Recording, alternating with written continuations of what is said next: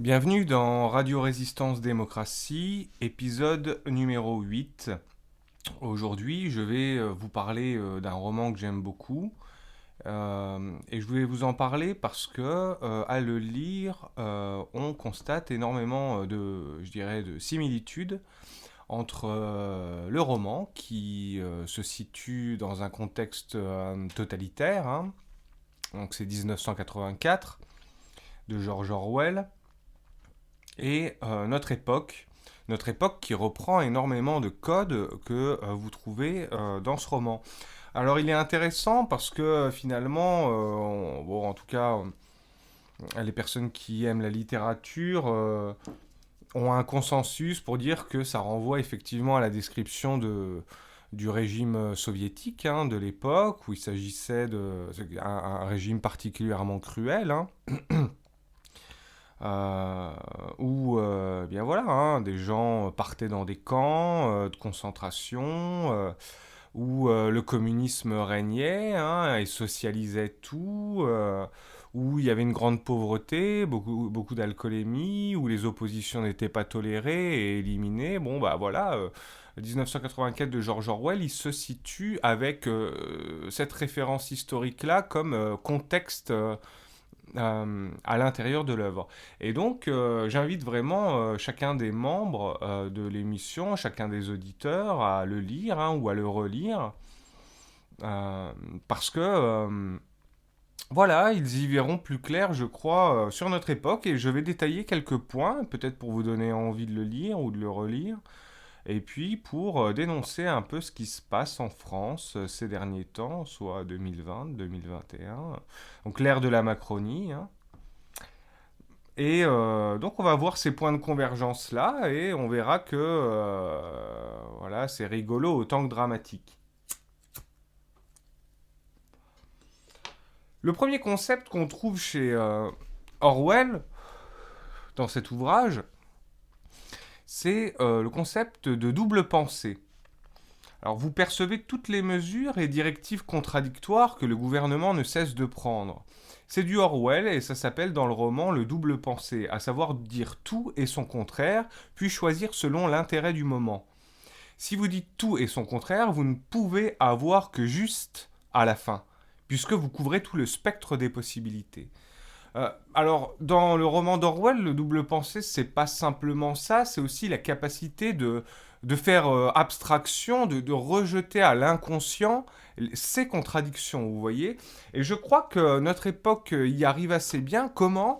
Dans une espèce de flux continu de l'information, vous voyez, de permanence de l'information, H24, elle noie d'une certaine manière par sa masse, par son poids, hein, les médias français noient par leur masse euh, les différentes contradictions qui émergent jour après jour des différentes directives politiques, du contexte économique. Enfin, on voit bien qu'il y a énormément de contradictions et que tout ça est mal bâti, mal foutu d'une certaine manière, mal pensé, mal réfléchi, et que bon, ça c'est mon opinion politique personnelle, mais qu'on aurait besoin de faire table rase, vous voyez, dans tous ces champs, pour retourner vers une société harmonieuse. Mais ça n'est pas ce qui se passe à notre époque. À notre époque, on fait œuvre de double pensée, c'est-à-dire qu'on va nier énormément de choses, des faits, on va même plus chercher, je vais vous dire, les informations. On ne va pas voir qui dit quoi, on ne va pas voir qui fait quoi, on ne fait plus rien en fait, hein. On est devant des écrans et puis on reçoit par voie de médias une somme d'informations qui se contredisent les unes les autres, et puis on doit faire avec ça, hein. On est vraiment dans le double pensée, puis le jour où le gouvernement aura besoin de se justifier, hein, parce que je pense que beaucoup de gens demanderont, hein, des explications a posteriori de tout ça, hein, de cette crise, de cette tyrannie, etc. Eh bien, je pense qu'ils s'en serviront, voilà, du double pensée, c'est-à-dire que quand vous les accuserez de ne pas avoir donné de médicaments, ils vous diront que si, ils faisaient de la recherche sur des médicaments d'un laboratoire. Quand vous leur demanderez quel nombre de morts ils auraient pu éviter dans une crise politique, économique, militaire, sanitaire, etc. Dieu sait qu'ils ont tué les politiques des gens par leur inconscience et puis leur inculture.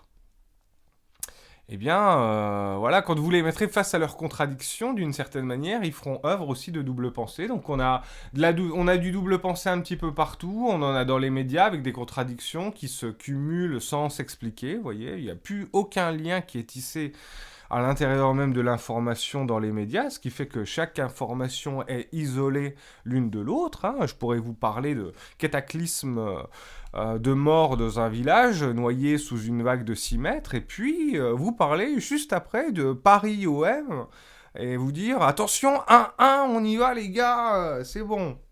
Donc vous voyez qu'on a une déconnexion totale même je dirais, du fil directeur de l'information, hein, qui peut passer du coq à l'âne sans problème et vous embrouiller complètement. Et donc là, on a des mécanismes de montage audiovisuel qui s'apparentent d'une certaine manière au double pensée. Je voulais pas faire aussi long. Et je voulais continuer un petit peu, revenir plus précisément sur le texte d'Orwell, et continuer à lire un petit peu, et notamment une petite citation qui, je pense, vous parlera. Alors je cite. La conscience d'être en guerre, et donc en danger, permet de faire passer pour naturelle la concentration des pouvoirs sur une toute petite caste, présentée comme la condition sine qua non de notre survie. Alors, cette citation-là, si je me souviens bien, je l'ai tirée du livre de Bergstein. Alors, dans le roman, vous avez un rebelle qu'on ne voit jamais, qui est peut-être même qu'une rumeur, et il mène une rébellion, et il s'appelle Bergstein, et le gars, il a écrit un livre, et puis vous tirez cette citation de son livre de la rébellion contre le régime totalitaire, donc je la relis. La conscience d'être en guerre et donc en danger permet de faire passer pour naturelle la concentration des pouvoirs sur une toute petite caste. Et ça, c'est intéressant comme remarque de dénonciation, de critique politique, à l'intérieur même de l'ouvrage d'Orwell, parce que ça relance énormément de considérations sur notre propre époque. Vous savez, là, on a affaire à des romans qui sont des classiques, hein, et dans lesquels on peut s'inspirer du meilleur comme du pire, hein. Et il y a de mauvais lecteurs, il y a des lecteurs qui ne voient que la manière de mettre en place des systèmes dans lesquels ils puissent dominer, vous voyez. Et donc, on retrouve chez un certain nombre de politiciens et de personnes d'une manière générale une très grande propension au totalitarisme. Mais bon, je m'égare. Donc, cette citation était intéressante. Et donc, voilà, Macron l'a dit, nous sommes en guerre. Il l'a déclaré 7 fois, 8 fois, 6 fois, dans un discours. Avant de racler les pleins pouvoirs pour cause d'urgence sanitaire, ils font de plus en plus ça. Hein, c'est-à-dire que ils sont de plus en plus versés dans un pouvoir exclusif où tout leur est dû et tout leur revient. Et même s'ils n'arrivent pas d'une certaine manière à gérer ce matériau, ils n'arrivent pas à le lâcher non plus, vous voyez. Et donc Macron, hein, finalement, a les mêmes méthodes que dans cet ouvrage, ce récit totalitaire que nous propose Orwell.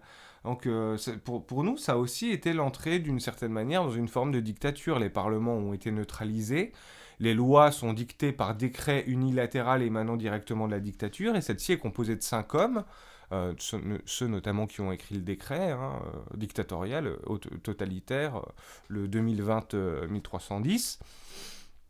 Ils sont unis dans un conseil militaire restreint privé, et duquel n'émane aucun rapport. Donc tranquille, les gars, ils bossent. Sans compte rendu, c'est juste la tête de l'État, quoi, public, hein, l'État est toujours public, ou l'était du moins avant Macron, et bon, bah, ils font plus de rapport, quoi, pas de problème. Je gère la cité sans en référer à quiconque, quoi. Et ça, c'est ce qu'on appelle une dictature. Hein. C'est pas du tout une démocratie. Bon, deuxième concept super intéressant dans l'ouvrage d'Orwell, c'est la novlangue. Alors, qu'est-ce que c'est que la novlangue? C'est un appauvrissement considérable de la langue qui ne vous permet plus de penser la complexité du monde, et donc vous empêche toute critique à son égard. Par exemple, dans le roman d'Orwell, il y a tout un ministère, ou en tout cas une partie de ministère, qui est déléguée à la suppression de mots dans le dictionnaire parce que ces mots sont trop subversifs. Donc, vous avez dans ce roman totalitaire des délégués à la suppression de mots pour appauvrir et appauvrir et appauvrir la langue. Et bien ça, c'est un petit peu la novlangue, c'est un appauvrissement de la langue pour vous empêcher de penser la complexité du monde. Et donc on a quelques exemples dans notre époque contemporaine, des mots comme complotiste, ultra ceci ou ultra cela, ou bien islamo-gauchiste, sont de ces mots valises vides qui ne sont pas faits pour vous pousser à réfléchir sur des catégories de population, leur motivation, leur discours, leur culture, leurs rites, leur religion, leurs coutumes, etc., etc. Non, non, ce sont des mots qui sont simplement forgés pour être péjoratifs, c'est-à-dire pour avoir une connotation négative, et pour que, à force d'être répétés, vous les haïssiez sans les connaître. Alors ça, c'est un point intéressant, c'est-à-dire que de plus en plus de mots sont conçus par le pouvoir pour créer des catégories basiques dans lesquelles vous pouvez ranger des gens et soit être ami, soit être ennemi avec eux. C'est très binaire. C'est la première, je dirais, division fondamentale du politicien. Faire des amis et des ennemis. Hein. Pour lui, c'est super important qu'il y ait toujours cette première division fondamentale. Alors que, je dirais, dans des démocraties qui seraient plus éclairées, on aurait plutôt des partenariats, vous voyez, euh,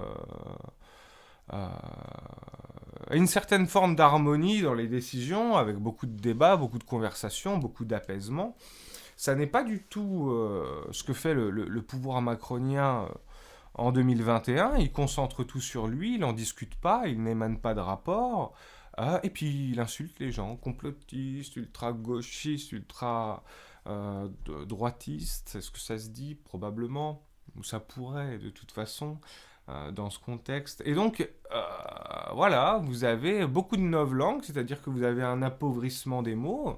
Alors, pour le concrétiser, cet exemple, c'est quoi? Qu'est-ce qu'un complotiste? C'est une case vide dans laquelle on peut mettre de façon affective le premier ennemi venu, vous voyez. Euh, et on reparlera du... Vous savez quoi? Je vous ferai une émission sur le complot d'une manière plus générale. Comment on complote? Qu'est-ce que le complot? Comment organiser des stratégies pour arriver à ses fins, etc. Je vous raconterai un petit peu tout ça dans une autre émission.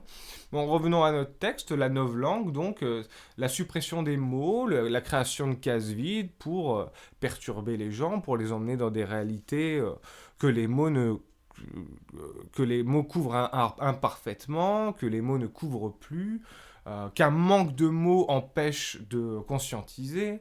Et ben, tout ça, c'est la novlangue. Et puis, bon, ben, c'est ce que fait la Macronie et c'est ce que écrivait déjà George Orwell dans son roman 1984 sur le parti de Big Brother.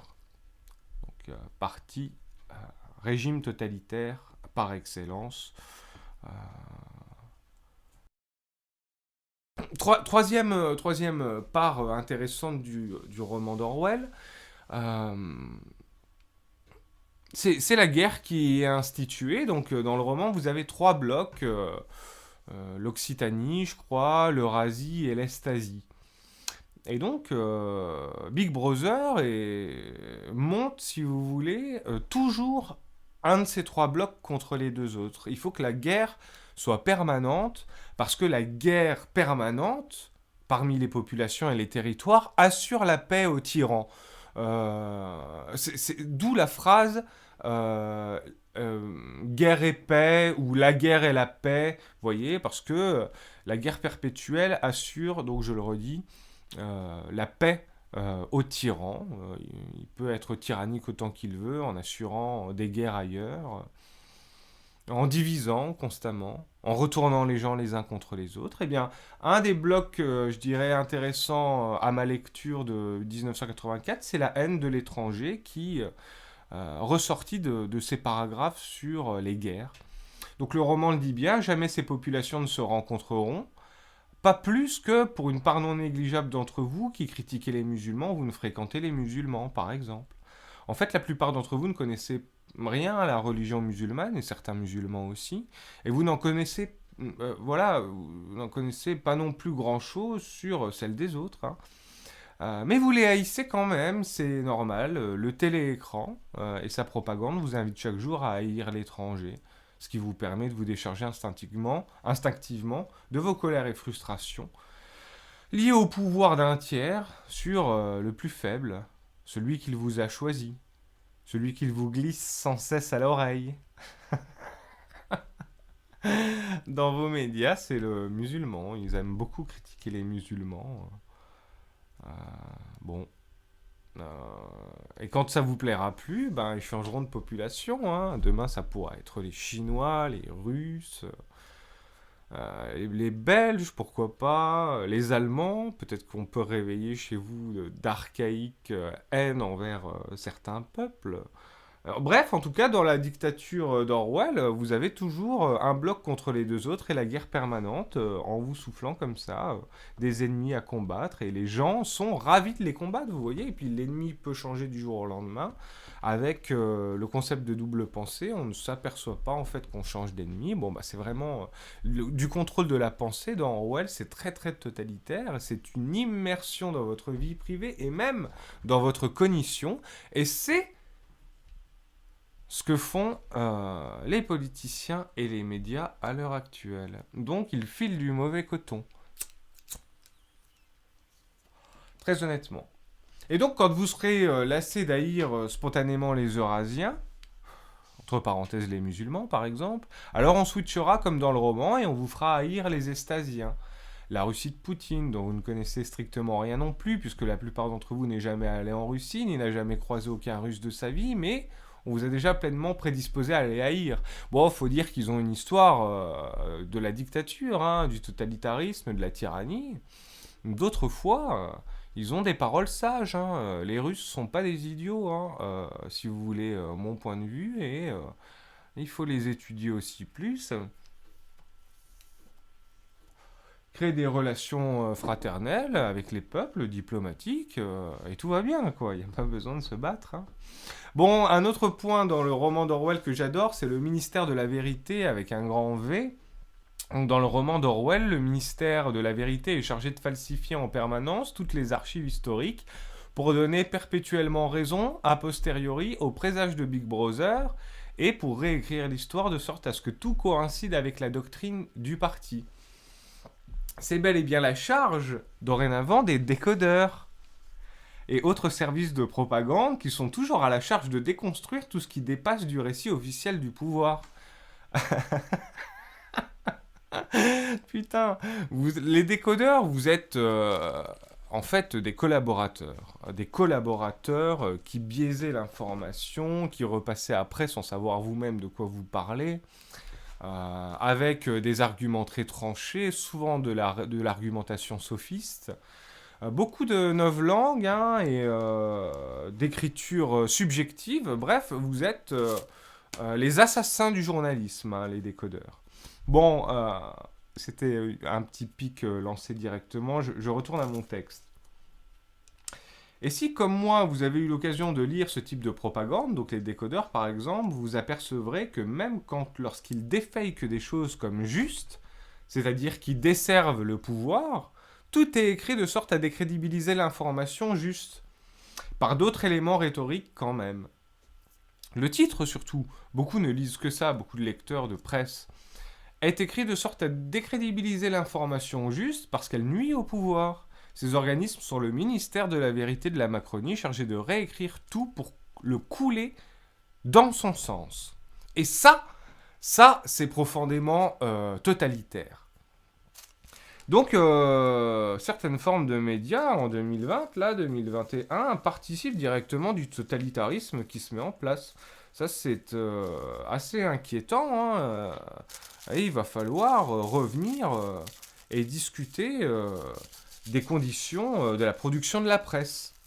Parce que, en ce moment, elle a trop de biais. Beaucoup trop de biais, et dans la sélection des sujets, et dans la façon d'écrire dessus. Bref, on flinguera le journalisme plus tard.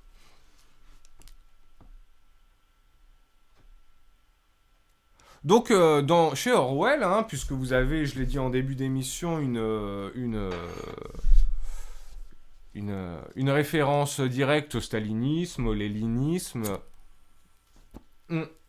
au totalitarisme de l'Union soviétique, eh bien, évidemment, dans le roman, vous avez la destruction de tout discours divergent et de toute personne susceptible d'être rebelle. Alors ça, c'est deux points intéressants.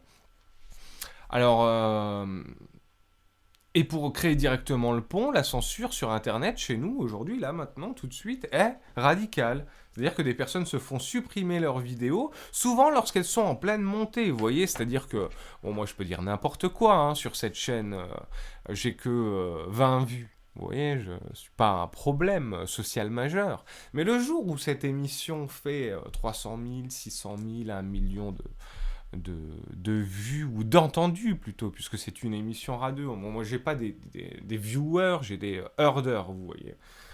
Donc, mes herders, si jamais ils montent jusqu'à 300 000, là, j'aurai des conflits directs avec des éléments de la Macronie. Et ça c'est le totalitarisme. Et il y a un discours, effectivement, une destruction de tout discours divergent. En ce moment. Ce sont les plateformes de diffusion qui, elles-mêmes, eh bien, choisissent ce qu'elles font passer ou pas, un petit peu comme des diffuseurs, hein, vous voyez, ils se sont mis un peu dans la peau du diffuseur, ou du distributeur, si vous préférez. Donc, ils distribuent la parole des gens à d'autres gens, hein. C'est ça son marché, si vous voulez, à Facebook, à Twitter, c'est de la distribution de votre parole, qu'ils monnaient, hein, donc c'est le privé en plein cœur du public, si vous voulez, Facebook ou Twitter. C'est assez intéressant comme concept, et puis ça demande à être réfléchi et étudié selon ces termes. Bon, bref, en ce moment, ils détruisent les discours, hein. Ils ont choisi, en tant que diffuseur et distributeur, de censurer à bloc. On se croirait revenu aux années 60, vous voyez. Et donc, même des discours assez sensés, assez argumentés, peuvent sauter sans problème. Si un gouvernement fait pression ou une force économique fait pression pour que ce discours disparaisse, alors il disparaîtra. Et dans le roman de George Orwell, on supprime évidemment les personnes, hein, c'est-à-dire que ils sont... Comment c'est le terme? Bon, ils sont assassinés, hein, et torturés, mais dans le livre... Bon, c'est un rapport avec le gaz, ils sont gazifiés, ou je sais plus, mais... Bon, en tous les cas, ils sont supprimés, quoi, donc dictature totalitaire. Donc là, on en arrive, nous, à notre stade social, culturel, politique. On en arrive à un stade où les contenus de personnes qui parlent, de personnes lambda, qui apportent une opinion, qui apportent des éléments, des faits, etc., se trouvent balayés, invisibilisés, parce qu'on ne veut pas les entendre. Et ça, c'est problématique. Parce que dans une démocratie, précisément, on doit savoir surtout entendre les conversations et les discours qui ne nous plaisent pas. Supprimer les et ils ne feront que prendre une dimension beaucoup plus grande encore. La censure ne sert à rien de toute façon. Vous créerez des vagues dans les discours, hein.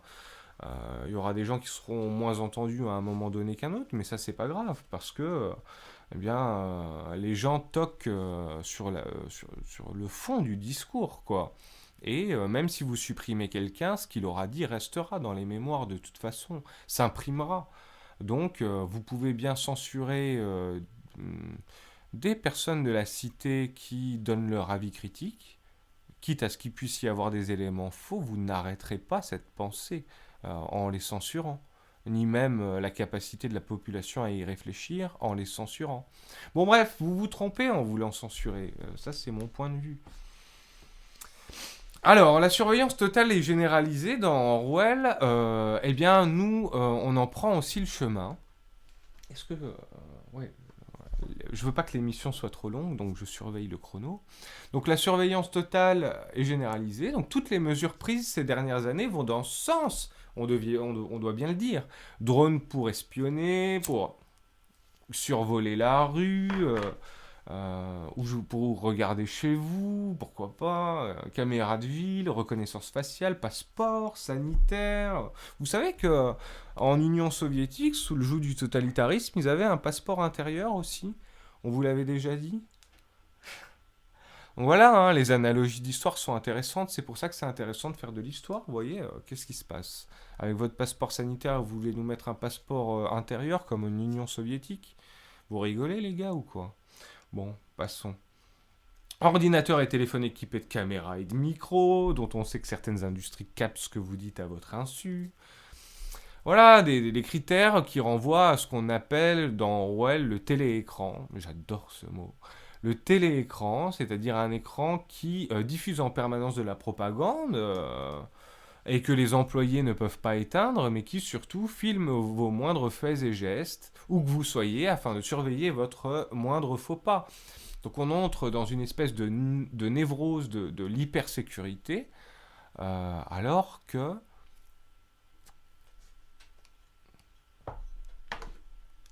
la société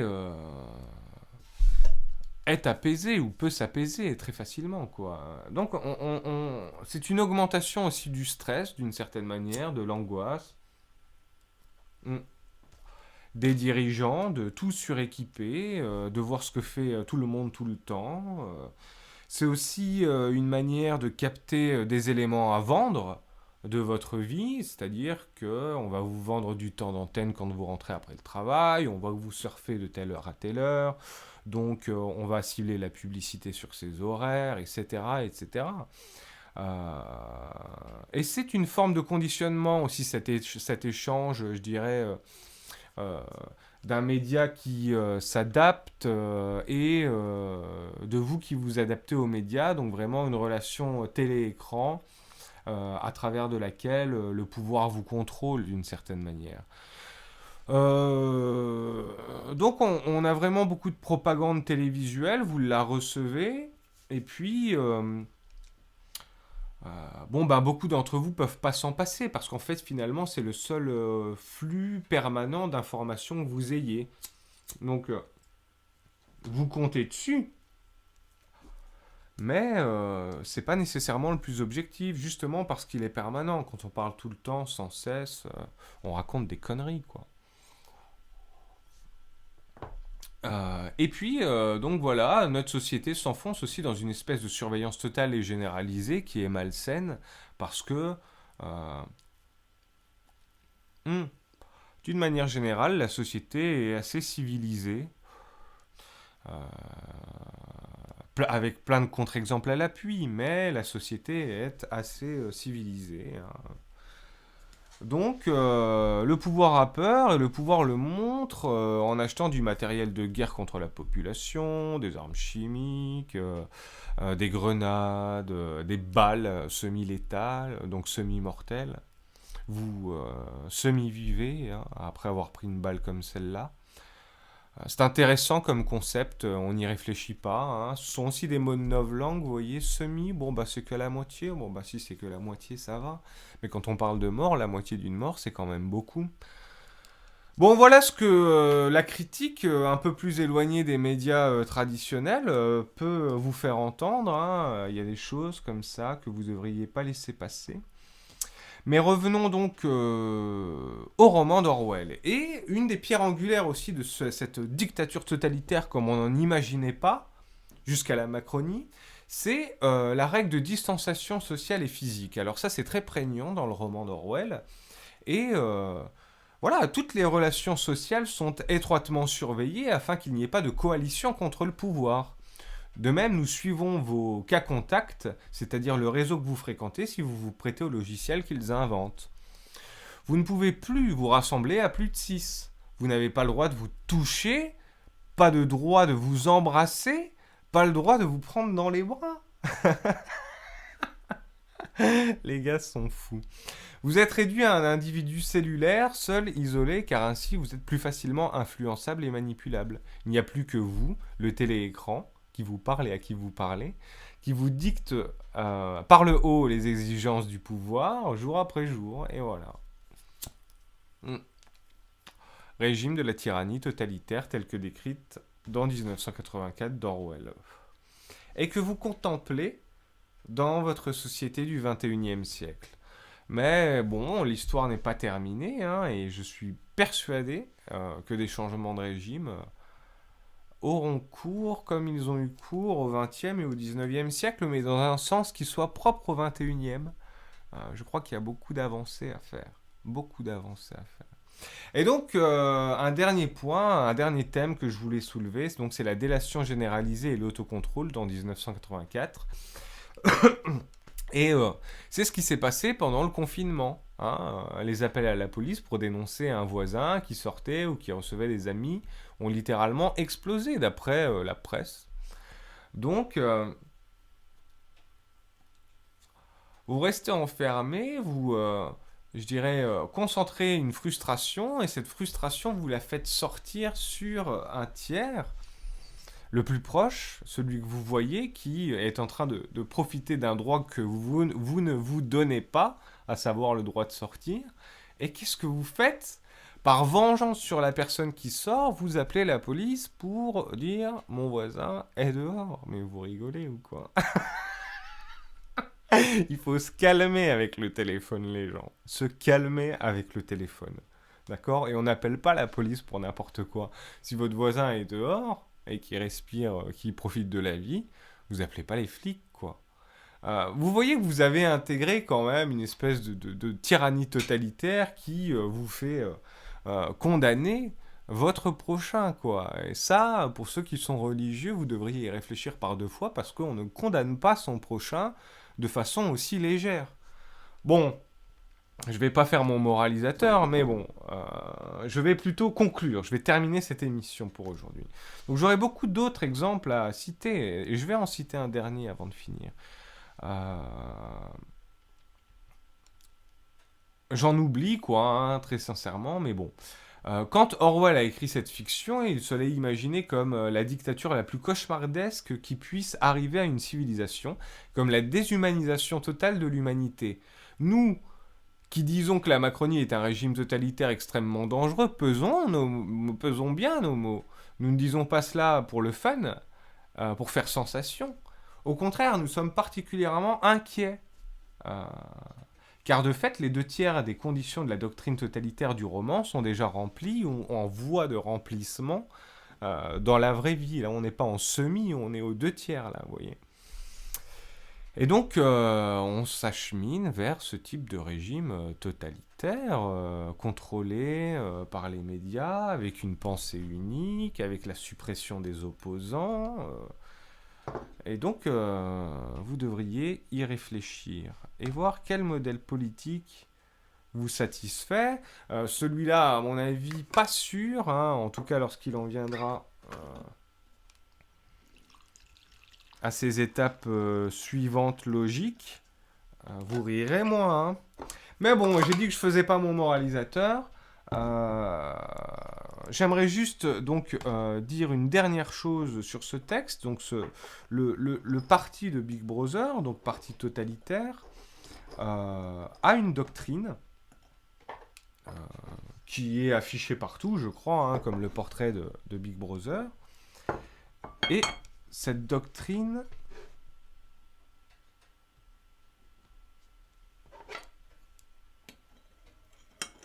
si elle s'affiche, parce que j'ai un ordinateur assez lent. Cette doctrine est la suivante. La guerre est la paix, la liberté est servitude, l'ignorance est puissance. La guerre est la paix, ça je l'ai expliqué un petit peu tout à l'heure. La liberté est servitude et l'ignorance est puissance. Ce qui est intéressant, c'est qu'on peut facilement aussi faire une analogie, cette espèce de triptyque, vous voyez, qui est assez religieux, hein, puisqu'il se divise en trois, la Trinité, vous voyez. Eh bien, à notre époque, on peut en l'adaptant, cette doctrine à notre époque, arriver facilement à un résultat. Je m'y suis essayé, regardez. La guerre contre le virus est la paix pour le gouvernement. La liberté retrouvée dépend de la servitude à la vaccination. L'ignorance de la maladie et de ses traitements est puissance de l'État et de ses complices. Terrifiant, n'est-ce pas ? Donc c'est sur cette réflexion que je vous laisse pour aujourd'hui. Et donc se termine la 8e émission de Radio Résistance Démocratie qui était consacrée au bel ouvrage de George Orwell.